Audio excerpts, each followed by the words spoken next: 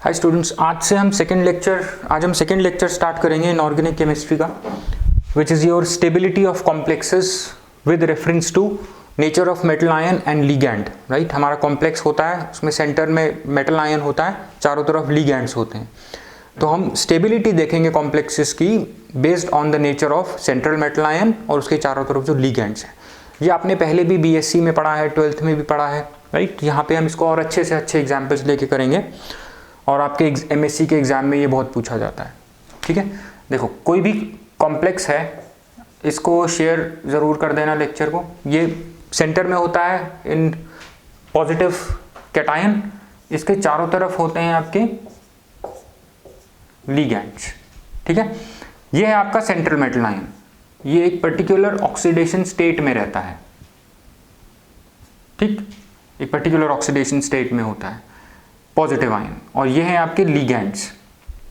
अब देखो सेंट्रल में लिगैंड्स क्या होते हैं? जो electron pair central metal ion को डोनेट करते हैं and they form coordinate bond with central metal ion. तो ये होते हैं आपके इलेक्ट्रॉन पेयर डोनर। तो ये हो गया आपका इलेक्ट्रॉन पेयर एक्सेप्टर। ठीक है, अब देखो ये जो कॉम्प्लेक्स है, ये बहुत स्टेबल या बहुत आराम से कब बन जाएगा? जब ये इजीली इलेक्ट्रॉन एक्सेप्ट कर ले और ये इजीली इलेक्ट्रॉन डोनेट कर दे। ठीक है, दैट मीन्स ये जो इलेक्ट्रॉन डोनेट करते हैं वो कौन होते हैं? Bases, electron pair acceptor and donor. Electron pair donor या इलेक्ट्रॉन डोनर्स कौन होते हैं? बेसिस। सो ये ligand should be basic, should be more basic. ठीक है, और central metal ion should be easily able to accept electrons. ये कभी इलेक्ट्रॉन पेयर एक्सेप्ट कर सकेगा इजीली जब इस पे चार्ज हाई होगा। ठीक है, और इसका साइज छोटा होगा तो इलेक्ट्रॉन पेयर इजीली एक्सेप्ट कर लेगा। और ये इलेक्ट्रॉन पेयर इजीली कब दे सकेगा? जब इसका बेसिक नेचर ज्यादा होगा। ये चीजें हमें पता है शुरू से। ठीक है, चलो पहले हम बात करते हैं सेंट्रल मेटल आयन की। हमें एक चीज पता है, कॉम्प्लेक्स की हम स्टेबिलिटी मेजर करते हैं in terms of stability constant. तो स्टेबिलिटी कांस्टेंट की जो वैल्यू होती है, स्टेबिलिटी कांस्टेंट मैं ऐसे लिख रहा हूं, Ks से हम इसको डिनोट करते थे। This is directly proportional to charge of central metal ion and its size. That means ये चार्ज जितना ज्यादा होगा उतना ही स्टेबल कॉम्प्लेक्स होगा। दैट मीन्स जो सेंट्रल मेटल आयन ये जो है, इस पे जितना ज्यादा चार्ज होगा उतना ही स्टेबल कॉम्प्लेक्स होगा। जैसे फेरस है, फेरिक है, तो फेरिक जिसपे Fe+3 चार्ज होता है वो ज्यादा स्टेबल कॉम्प्लेक्स बनाएगा। और जो चार्ज होता है हम उसको ऑक्सीडेशन स्टेट भी बोलते हैं। जब सेंट्रल मेटल आयन आपका हाई ऑक्सीडेशन स्टेट में होगा तो ये ज्यादा स्टेबल कॉम्प्लेक्स बनाएगा, और अगर ये लो ऑक्सीडेशन स्टेट में हुआ तो ये वीक अनस्टेबल या लेस स्टेबल कॉम्प्लेक्स बनाएगा। ठीक है, और दूसरी चीज, this should be in high oxidation state and should be of small size. जितना छोटा होगा सेंट्रल मेटल आयन उतना ही ज्यादा ये स्टेबल कॉम्प्लेक्स बनाएगा। ठीक, अब एक चीज ध्यान करो, आपने जो पीरियोडिक टेबल में पढ़ा था 11th में, जितने ज्यादा आप इलेक्ट्रॉन निकालते रहते हो आउटर मोस्ट शेल से, कैटायन का साइज उतना छोटा होता चला जाता है। ठीक है, क्योंकि अब न्यूक्लियस की जो ओवरऑल फोर्स लग रही है वो कम इलेक्ट्रॉन्स पे लग रही है। सो जितना ज्यादा हाई ऑक्सीडेशन स्टेट होगा उतना ही छोटा होगा आपका सेंट्रल मेटल आयन। ठीक है, और जितना, अब इस फॉर्मूले से देखो तो आई होप दिस इज क्लियर, जितना हाई ऑक्सीडेशन स्टेट होगी उतना ही छोटा होगा सेंट्रल मेटल आयन। ठीक है, तो high charge and less size will favour the stability of complexes. ठीक है, अब देखो जैसे example FeCN6 -4, this is less stable compare to FeCN6 -3। इसकी जो Ks की वैल्यू है वो है 10 to the power of -6। इसकी जो है Ks की वैल्यू वो है 10 to the power of 31। देखो ये कितना हाई स्टेबिलिटी कांस्टेंट की इसकी वैल्यू है, कितना ज़्यादा स्टेबल होगा ये कॉम्प्लेक्स। अब देखो ये क्यों है इतना ज़्यादा स्टेबल? क्योंकि इसमें आयरन है इसमें +3 ऑक्सीडेशन स्टेट में, चार्ज ज़्यादा है। इसमें जो आपका आयरन है ये है +2 ऑक्सीडेशन स्टेट में। ठीक है, ये कैसे कैलकुलेट करते थे ये हमने 12th में भी पढ़ा है। इसका ऑक्सीडेशन स्टेट हमें चाहिए x, Cn क्या -1 होता है, तो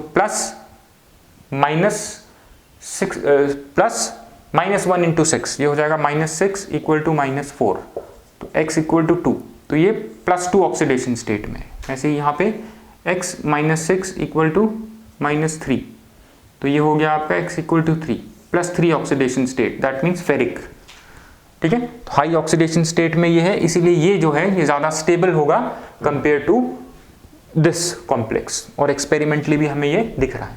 ठीक है, अब हम आ जाते हैं on the size of some ion. देखो साइज देखते हैं, देखो आयन कॉपर, सेम चार्ज वाले आयन देखते हैं, कॉपर, निकल, कोबाल्ट,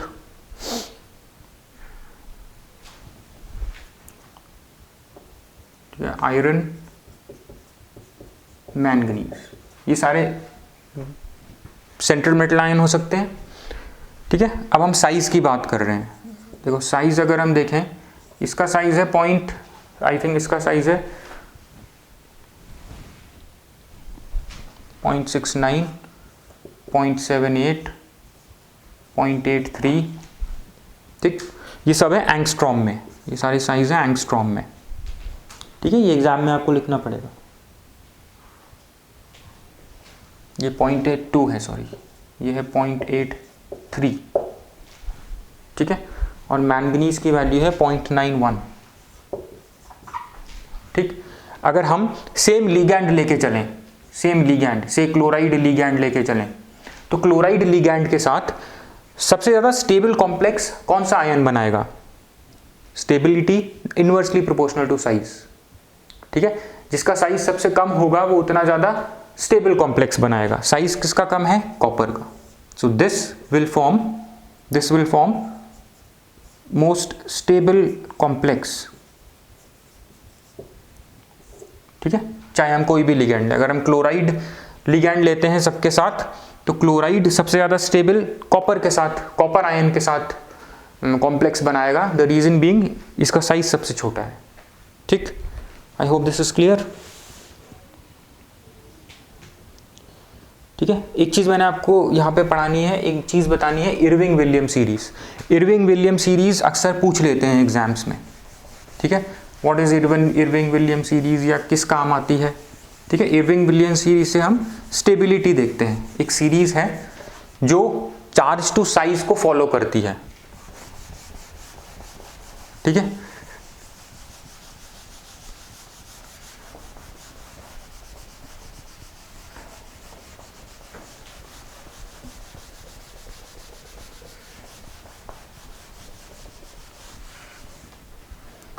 देखो इरविंग विलियम सीरीज है आपकी, देखो यहाँ पे लिख देता हूं मैं, ये इंपॉर्टेंट है, ये एग्जाम में पूछी जाती है।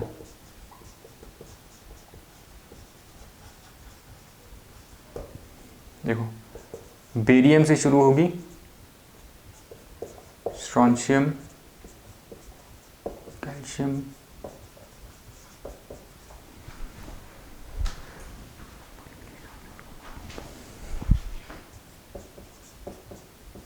Manganese, iron, sorry this is again 2, cobalt,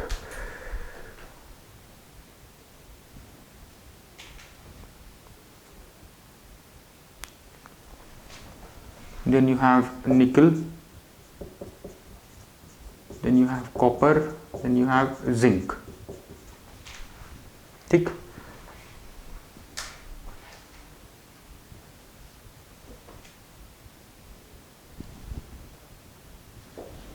ठीक है, इस ट्रेंड को, ये स्टेबिलिटी ट्रेंड है, this trend in stability is your Irving William series. ठीक है, ये पूरा ट्रेंड है on trend of stability of cations. ठीक है, कैटाइंस की स्टेबिलिटी का ये ट्रेंड है, इस ट्रेंड को हम इरविंग विलियम सीरीज बोलते हैं। This trend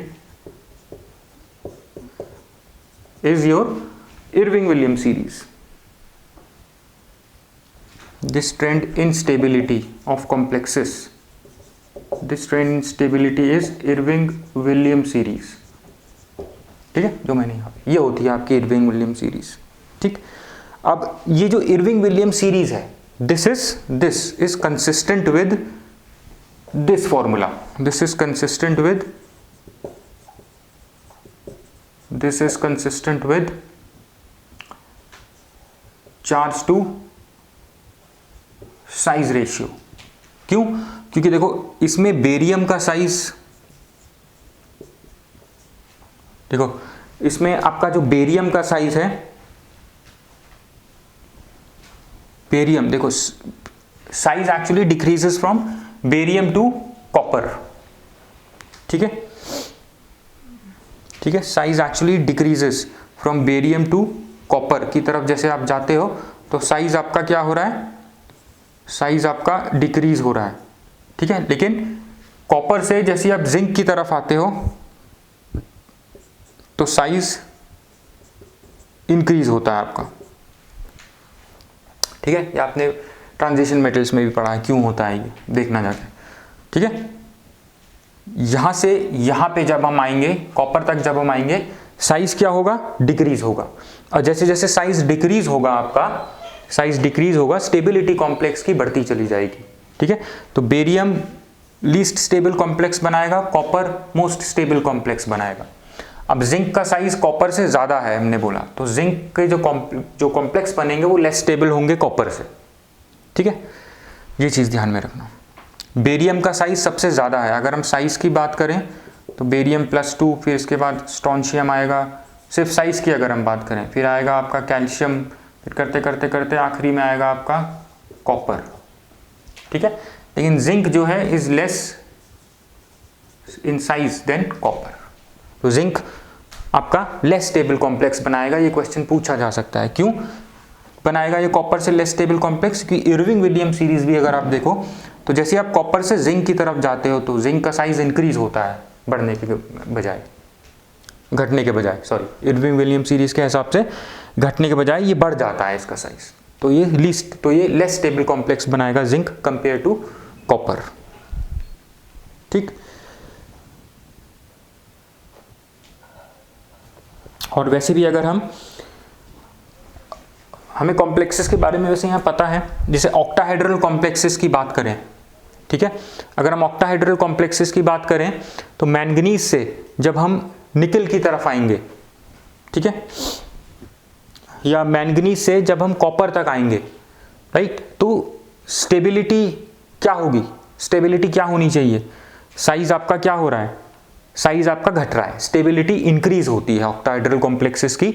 octahedral complexes of manganese, iron, cobalt अगर हम सेम लिगेंड के साथ लें तो इसकी स्टेबिलिटी डिक्रीज होगी कॉपर तक, लेकिन सॉरी स्टेबिलिटी इसकी इंक्रीज होगी जैसे हम मैंगनीज से कॉपर तक आएंगे, स्टेबिलिटी इंक्रीज होगी। फिर जैसे ही हम कॉपर से जिंक की तरफ आएंगे स्टेबिलिटी डिक्रीज होगी। क्यों डिक्रीज होगी? क्योंकि size of zinc is more than that of copper.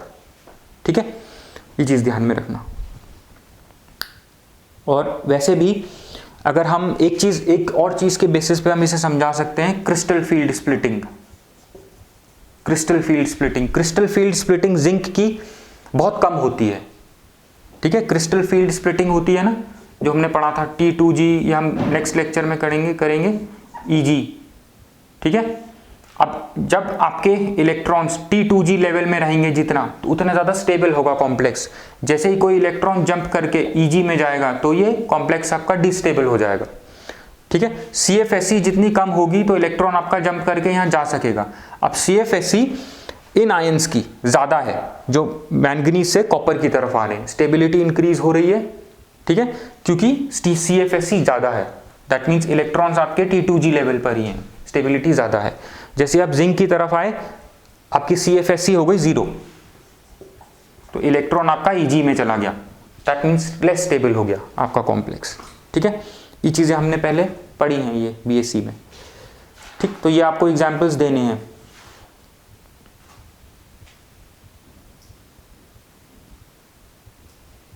इसीलिए हम कहते हैं stability of octahedral complexes of zinc is less than that of copper based on your crystal field stabilisation energy. ठीक है,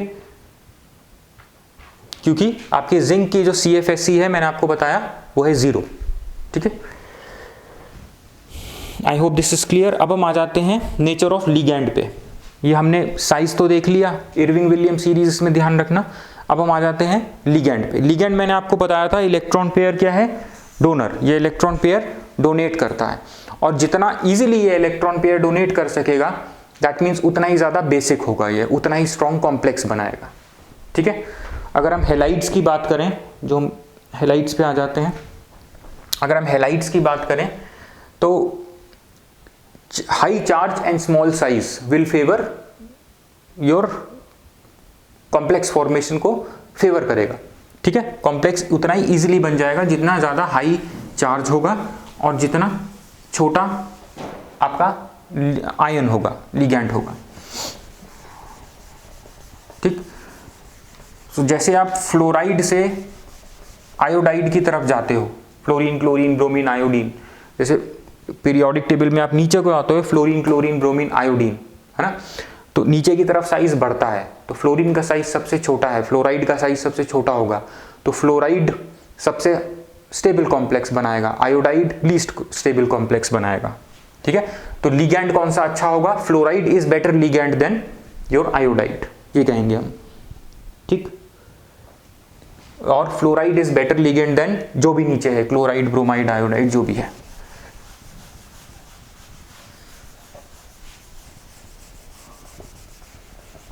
ठीक है, अच्छा, इसमें सेंट्रल मेटल आयन में एक और चीज मैंने आपको नहीं बताई।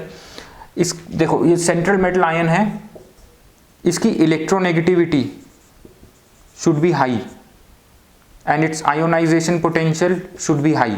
जितना ज़्यादा इलेक्ट्रोनेगेटिविटी क्या होती है, एबिलिटी टू एक्सेप्ट इलेक्ट्रॉन, जब इलेक्ट्रॉन एक्सेप्ट करता है तो एनर्जी रिलीज होती है, स्टेबिलिटी आती है। तो जितना इजीली ये इलेक्ट्रॉन एक्सेप्ट करता है, हमने कहा ना ये जितना इजीली इलेक्ट्रॉन एक्सेप्ट कर लेगा, तो जितना इजीली इलेक्ट्रॉन एक्सेप्ट कर रहा है ये, दैट मीन्स उतनी ज़्यादा इसकी इलेक्ट्रोनेगेटिविटी है। ठीक है, और आयोनाइजेशन पोटेंशियल जो होता है एबिलिटी टू गिव इलेक्ट्रॉन, वो उतनी ही ज़्यादा होनी चाहिए। आयोनाइजेशन पोटेंशियल अगर कम होगा तो इजीली इलेक्ट्रॉन डोनेट कर देगा, राइट। तो हमें इजीली इलेक्ट्रॉन डोनेट नहीं कराना है, एक्सेप्ट करना है, इसलिए ionization potential should be high and electronegativity should be low. ये आप मेंशन करना एग्जाम में ज़रूर, अगर आपके पास ये आता है, that electronegativity and ionization potential of central metal ion should be high, right. I hope आपको ये समझ में आ गया है जो मैंने आपको जल्दी से समझाया। ठीक,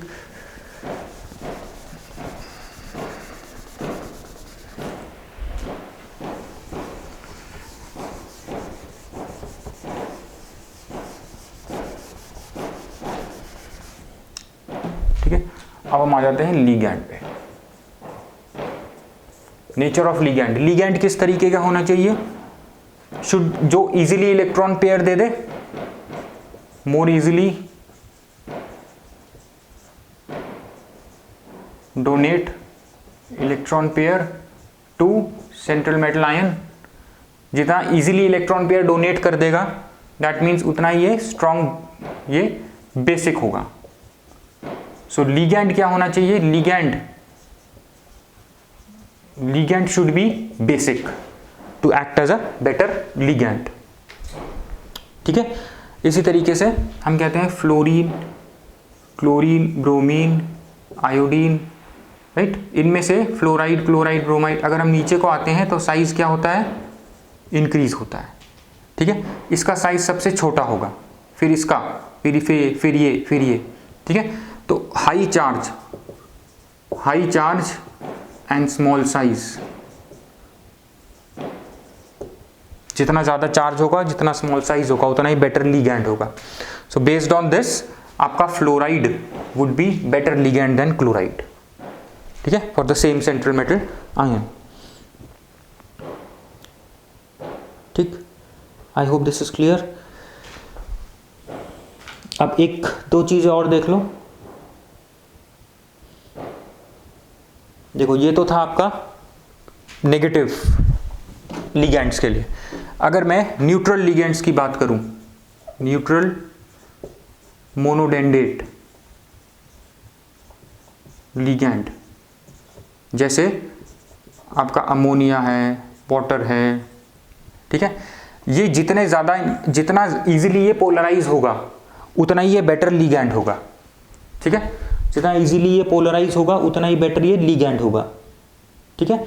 तो न्यूट्रल मोनोडेंडेट लिगेंड की कंडीशन है that these should have easily polarize होना, मतलब डाइपोल मोमेंट ज्यादा होगा। These neutral monodentate ligand should have high dipole moment. अगर इसके तरफ जो है, अगर ये नेगेटिव चार्ज इसकी तरफ को आ गया इसका, तो मैं दैट मीन्स ये इजीली पोलराइज हो रहा है। जितना ज़्यादा इजीली पोलराइज होगा ये जो सेंट्रल मेटल आयन है इसकी इलेक्ट्रॉन डेंसिटी को उतना ही इजीली अपनी तरफ खींचेगा। इसीलिए जितना ज़्यादा पोलर होगा लिगैंड, या जितनी ज़्यादा इसकी डाइपोल मोमेंट की वैल्यू ज़्यादा होगी, उतना ही अच्छा बेटर लिगैंड होगा ये, ठीक है। और इसके साइज की अगर हम बात करें, इसका साइज तो छोटा होना चाहिए हर केस में, साइज शुड बी स्मॉल, ठीक है, small size and ligand with high dipole moment. अगर आपका न्यूट्रल है लिगैंड तो चार्ज तो होगा नहीं, लेकिन पोलर हो सकता है, तो उसका डाइपोल मोमेंट जितना ज्यादा होगा, जैसे मैंने बोला, उतना ही नेगेटिव इलेक्ट्रॉन डेंसिटी ये सेंट्रल मेटल आयन अपनी तरफ खींचेगा, ठीक है, उसको। तो high dipole moment and small size, better your ligand is, ठीक है। अब देखो, अगर इसके चारों तरफ ये जो लिगैंड है, ये बल्कि लिगैंड है, बड़े बड़े लिगैंड है, उतना ही ज्यादा स्टेरिक स्ट्रेन होगा। जितना ज्यादा स्टेरिक स्ट्रेन होता है उतना ही लेस स्टेबल आपका कॉम्प्लेक्स होता है, ठीक है, ये चीज ध्यान में रखना। तो बल्कि लिगैंड्स, अगर कोई लिगैंड बल्कि होगा, राइट, लिगैंड के बारे में हम पढ़ रहे हैं, that means more steric strain या स्टेरिक क्राउडिंग बहुत ज्यादा हो जाएगी। जब स्टेरिक क्राउडिंग ज्यादा होती है, रिपल्सिव फोर्सेस बढ़ जाती हैं, तो उतना ही अनस्टेबल आपका कॉम्प्लेक्स हो जाएगा। मोर स्टेरिक स्ट्रेन, जितना स्टेरिक स्ट्रेन ज्यादा होगा उतना ही आपका less stable will be complex. तो आपका जो लिगैंड है, ये लिगैंड जो है जितना स्मॉल होगा, जितना छोटा होगा, उतना ही ज्यादा अच्छा होगा। ये हमने ऊपर भी बोला था, लिगैंड शुड बी स्मॉल। अगर बड़ा होगा, बल्कि होगा, तो उसमें स्टेरिक क्राउडिंग, स्टेरिक स्ट्रेन आ जाएगा, स्टेरिक ट्रैफिक बढ़ जाएगा, और आपका जो कॉम्प्लेक्स है वो लेस स्टेबल हो जाएगा, ठीक है। आई होप दिस इज क्लियर। और एक और चीज होती है जो आपने पहले भी पढ़ी होगी, बैक बॉन्डिंग, ठीक है, बैक बॉन्डिंग। अगर कोई लिगैंड, यहां पे एग्जांपल है जैसे CO, CN-, ये दोनों लिगैंड, ठीक, और आपका एक एथिलीन, ये तीनों लिगैंड, ये क्या करते हैं, ये ligands they can form back bonding with your central metal ion, ठीक है। बैक बॉन्डिंग क्या होती है, अब ये क्योंकि ये बैक बॉन्डिंग बना सकते हैं सेंट्रल मेटल आयन के साथ, so they will form more stable complexes. This is one thing, right. अब देखो ये बैक बॉन्डिंग क्या होती है, मैं आपको जल्दी से याद दिला देता हूं, जिन्होंने नहीं पढ़ी है, कुछ लोगों ने नहीं भी पढ़ी होगी। मेटल कॉम्प्लेक्सेस में बैक बॉन्डिंग का कॉन्सेप्ट बहुत आएगा, सेमेस्टर 2 में है। ये लिगैंड है, कुछ लिगैंड्स जैसे मैंने आपको बताया, कार्बन CO, CN-, ये क्या करते हैं, ये सेंट्रल मेटल आयन के साथ बैक बॉन्डिंग बना लेते हैं, पाई बॉन्ड बना लेते हैं, पाई बैक बॉन्ड बना लेते हैं। क्यों बना लेते हैं, क्योंकि इन सेंट्रल मेटल आयन के पास एम्प्टी d ऑर्बिटल होता है, ठीक है। This central metal ion they have empty d orbital.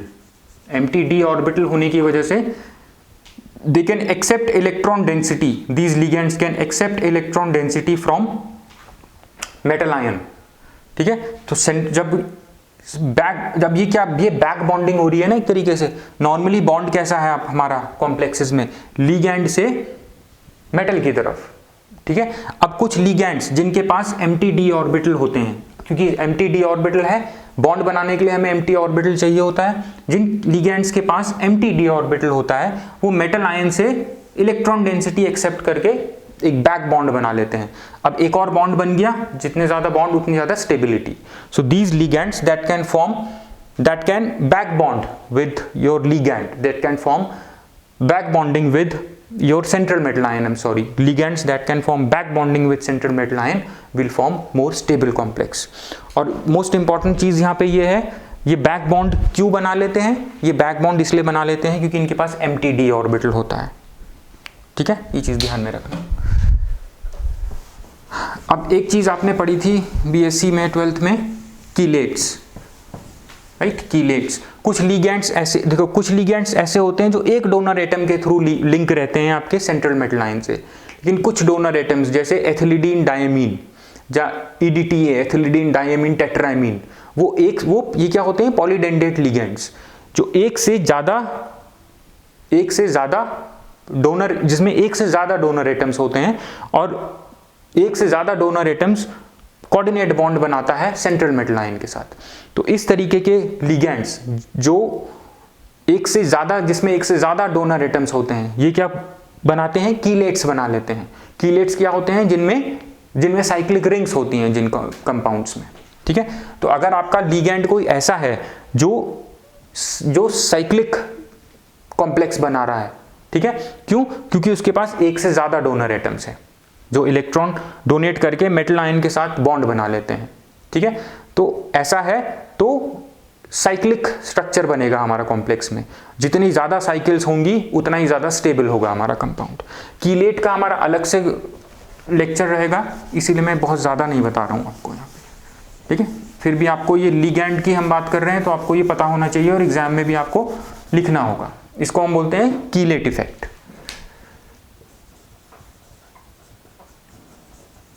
Chelate effect, ठीक है। सो ligands with more than one donor atoms will form cyclic structures या cyclic complex compounds called chelates। ठीक है, जैसे कौन सा लिगैंड होता है? जैसे एथिलीडीन डायमीन,